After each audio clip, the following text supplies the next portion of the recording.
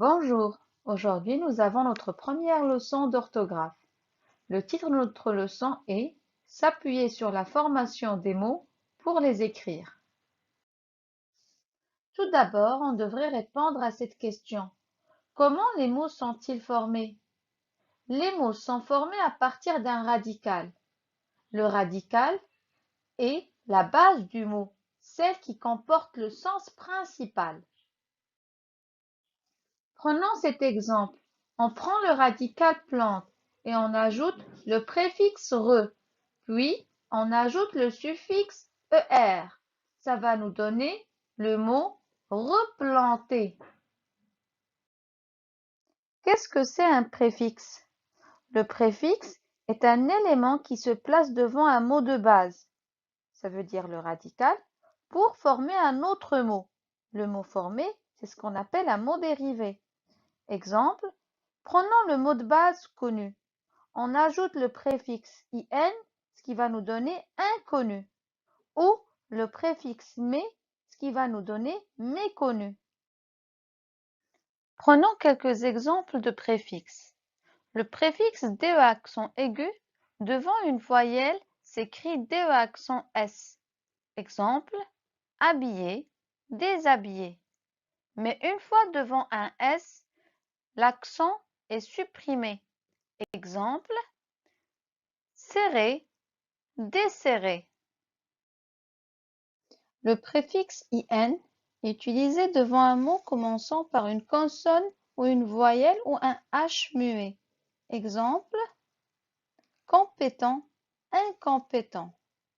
Par contre, le préfixe im est utilisé devant un mot commençant par M, P ou B. Exemple, buvable, imbuvable, possible, impossible. Les mots formés avec le préfixe il ou le préfixe ir prennent double L ou double R. Exemple, lisible, illisible, réel, irréel. Voici des exemples de préfixes qui nous ont permis de former des mots dérivés. Télé, télévision. Para, parachute. Hyper, hypertension. Poly, polyvalent. Passons maintenant au suffixe. Qu'est-ce qu'un suffixe? Le suffixe est un élément qui se place après le radical pour créer un nouveau mot, bien sûr, un mot dérivé. Exemple, promenade, collage, pollution, discussion. Passons maintenant au volet de la finale muette. Certains noms ou adjectifs se terminent par une lettre que l'on n'entend pas. C'est ce qu'on appelle la lettre finale muette. Exemple, le plan, urgent. Pour trouver cette lettre, il suffit de mettre le mot au féminin.